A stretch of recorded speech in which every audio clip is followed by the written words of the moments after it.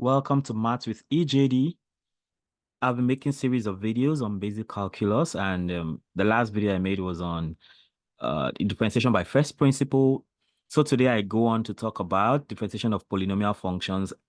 In this video, I go on to talk about differentiation of polynomial functions and what you know as function of a function or chain rule. That's what this video will be about. So from the first principle differentiation, right? You remember the other time that from first principle, right? By the time you do first principle for a function like this, you end up getting, 3 times.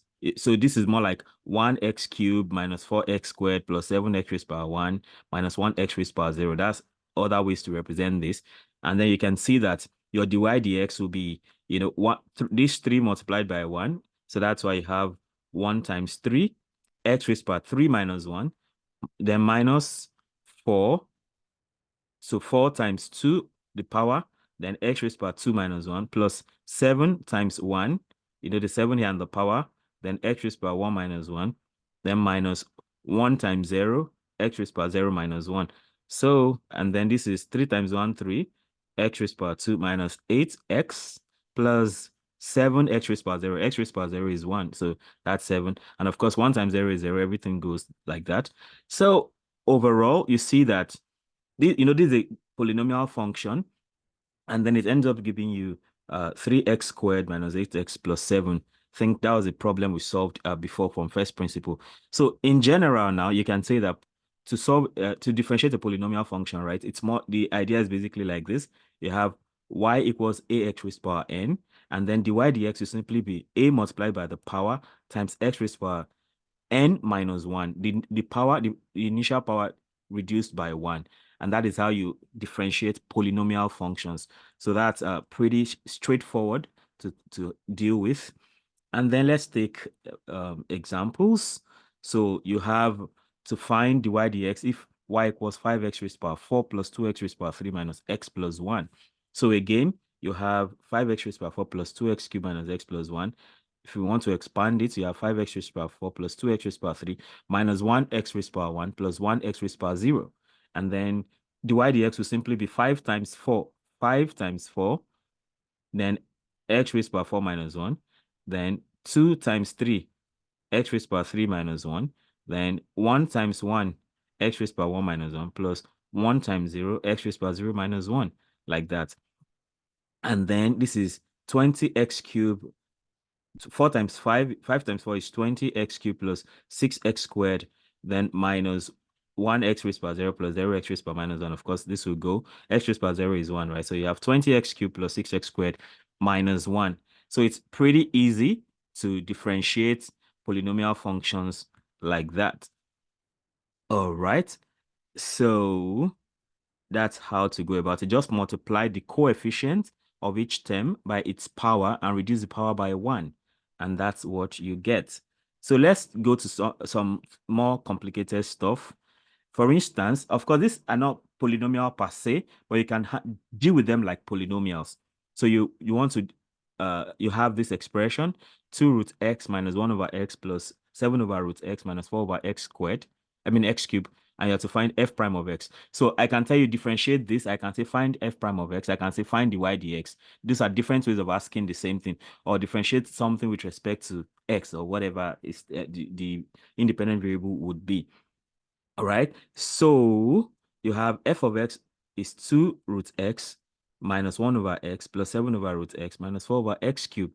So for you to be able to apply the rule properly, it's better to have everything in index form. So remove roots. Root x is the same thing as x raised power half. 1 over x is the same thing as 1x raised power minus 1.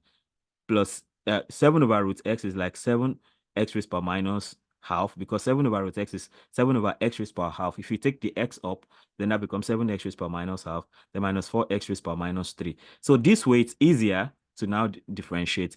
So f prime of x will just be 2 times the power half, then x raised power half minus 1, the original power minus 1. Then you have 1 multiplied by minus 1. That's what you have here. Then you have x raised power minus 1 raised power minus 1. X raised power minus 1, then minus 1. And then you have 7 times minus half. That's what this is. And you have x raised power minus half minus 1. Then minus 4. 4 times minus 3. then x raised to the power minus 3 minus 1. So you can now tidy things up. You can tidy things up. You have 2 times half, that's gone.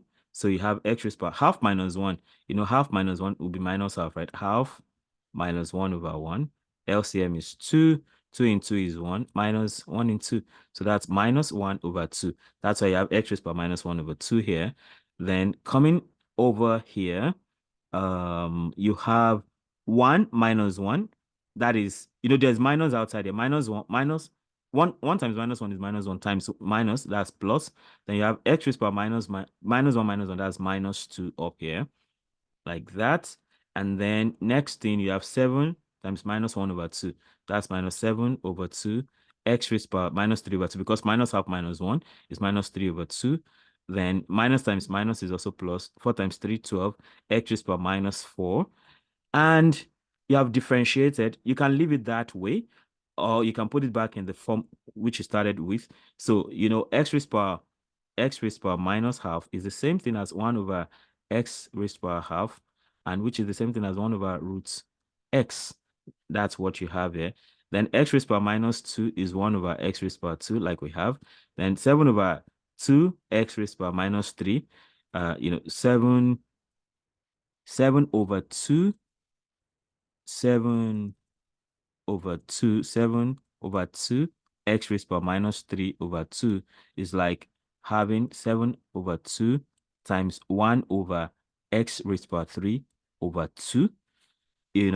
That's like 7 over 2 times 1 over 3 over 2. That means you have square root of x raised to power 3. And then if you put that together, that's why you have 7 over 2 root x raised to power 3. And then this is 12 all over x raised to power 4. And then everything is tidied up that way, and you get the derivative of that expression f of x as this. Okay? So that goes. So that's basically the how to differentiate polynomial functions. So let's talk about function of a function, or what you can call a chain rule. So the whole idea here is this: if you have a function y, all along we've been having y equals f of x. What if you now have y equals f not directly of x? F is a function of u, and that u is now a function of x.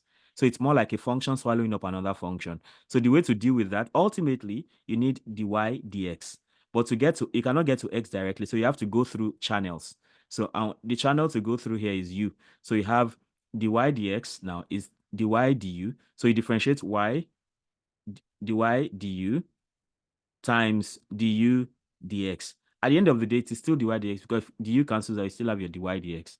So, and sometimes it can even be more than these two. It can be u, v, w as much as possible. So whatever it is, you have to go through all the chain step by step. So that's why it's called function of a function, or chain rule. So it's like a chain. You have to follow the link. So here it's y, u, x. So you are going from y to x. So you have to go through u. So dy du dy dx ultimately is equal to dy du times du dx, like that.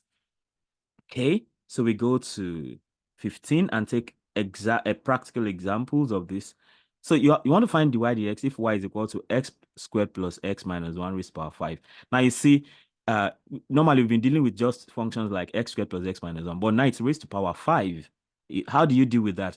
Now, the first instinct is, if you are coming across this for the first time, the first temptation you have is to expand this one 5 times and now differentiate.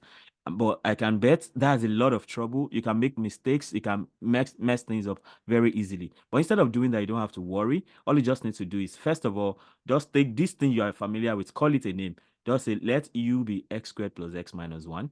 And once you have that, you can now say du dx. You can differentiate this u with respect to x. Now it's no longer y with respect to x. Now u with respect to x. And if you differentiate this from what you already know, x squared, that'll be 2x. X, that's 1. Minus 1, that's 0, because it's constant. When you differentiate the constant, it's 0, so you don't worry about that. So, and since you have called this thing u now, so it means that your original y is now u raised to power 5. So you can now say again, dy du. So that'll be 5 u raised to power 4. And then don't forget, the u was original this, so you can put it back. So you have x squared plus x minus 1 raised to power 4. So at the end of the day, you have broken the original function down into two functions, u and y. So finally, to get your dy dx, to just be dy du, which you already got, dy du, which you got here, multiplied by du dx, which you got here too. So what is dy du? 5 into x squared plus x minus 1 raised to the power 4 times du dx, which is 2x plus 1. So you can just rearrange. You have 5 into 2x plus 1 into x squared plus x minus 1 raised to the power 4. Now, if you try to expand this one 5 times, you can even use Taylor's rule, Pascal's triangle, or any of those binomial expansion ideas, and you still be fine, right? But then this is cuter, so it's better you use chain rule and avoid the stress. Very important. Okay, so that's one example of chain rule. So let's see what we have in the 16th slide, still talking about chain rule. Now look out here now. If y is 1 over square root of x cubed plus 3x squared minus x plus 1, find dy dx. So here again, you have 1 over all that, the original thing. I know square root is power half, right? So it means you have all of that raised power half. And then if you take it up, since all you have up is 1, so if you take it up, you have x cubed plus 3x squared minus x plus 1 raised power minus half, like this. Now, this power is the trouble, but you're already used to differentiating something like this. So why not just take that thing you're familiar with? I'll just take it out. So just say, let u, it doesn't have to be, it can be p, it can be q, it can be whatever. Just make sure it's not y and x to avoid confusion. So you have, let u be x squared plus 3x squared minus x plus 1. And you differentiate du dx now. You have 3x squared plus 6x minus 1. And that's how you get this. So you have your du dx waiting for you to be used in the future. So now, so this is still your y, right? Y is now u raised power minus half because you have called this one u. So we are going to deal with that later. So you have y now is u raised power minus half. So, and to differentiate this, you now have dy du equals the power minus half, u raised power minus 1 minus 1. I mean, minus half minus 1 over 1. LCM is 2. 2 into 1. That's minus 1 minus 2, and that's minus 3 over 2. That's why this power is minus 3 over 2. And then you have, so that means dy du is minus half u raised power minus 3 over 2. But remember, your original u there was nothing like u initially. The original u was that thing you had in brackets. So you can take it back. So you now have minus 1 over 2 times u, that's x cubed plus 3x squared minus x plus 1 raised by minus 3 over 2. So you can now take this back. There's minus here, so you have this minus.